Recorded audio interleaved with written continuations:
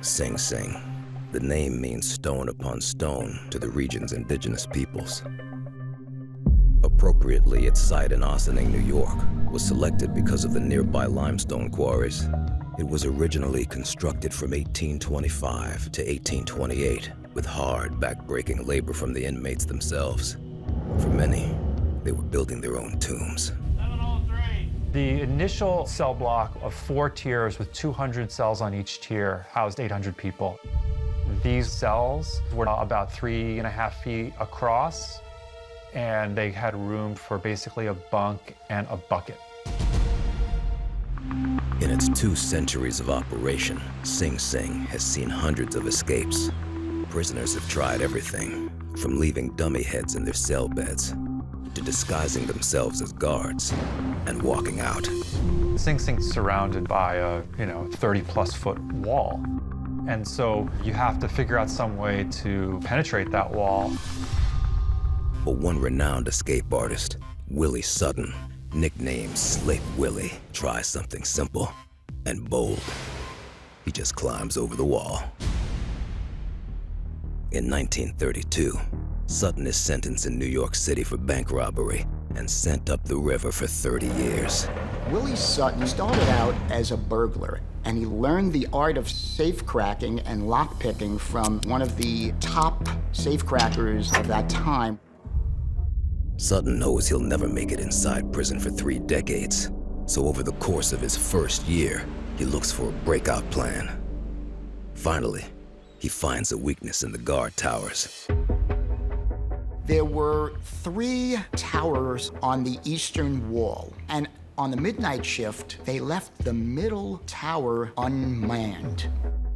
If he could get to the unmanned tower, he would be able to get over the wall unnoticed. But first, he has to find a way to get out of his prison cell at midnight. He buddied up to an inmate that he knew worked in one of the repair shops, John Egan. And they worked out a deal where John Egan agreed to supply Willie Sutton with hacksaws and small pieces of metal that could be used to pick locks on the agreement that Willie Sutton would take Egan along with him when he decided to make his break. The agreement is made. With tools in hand, both men saw through a bar in their cells. They used chewing gum to hold it together, deceiving the guards. Their opportunity comes when they hear through the convict grapevine that 2 ladders are in the mess hall where maintenance work is being done. Willie Sutton's wife, Louise, came and visited Willie in the prison. Willie arranged for Louise to have a car waiting for him at a given location outside of the eastern wall of the prison at a certain time after midnight. With all the pieces of the plan in place, it's time to go. They had to make their move to get out of their cells right after the guards just made their walkthrough, making their rounds and checking the cells. The 2 men roll up pillows and blankets to make it seem like they're sleeping. Then remove the compromised bars and escape their cells. Sutton easily picks the lock of every prison door they encounter until they reach the dining hall. When they opened that last door, they were surprised when they saw an inmate, John Teich, who was in the mess hall doing some repairs late at night. They had to think fast. They grabbed him, tied him up to a chair, gagged him, told him, listen, we're getting the ladders and we're out of here. Keep quiet, sit still, and you won't get hurt.